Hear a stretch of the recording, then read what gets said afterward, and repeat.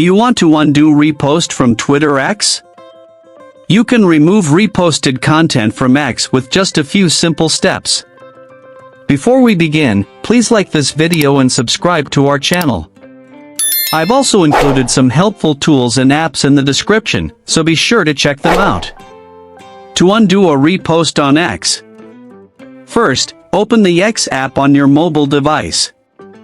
Once you are on X, tap on your profile icon or picture located at the top left corner of the screen to open the side menu.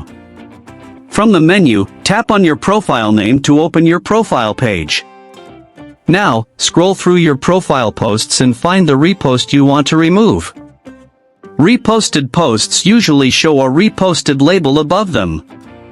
Once you find the repost, tap on the repost icon below that post. A small menu will appear with repost options. From the menu, tap on Undo Repost to remove it from your profile. Once done, the repost will be removed and will no longer appear on your X profile.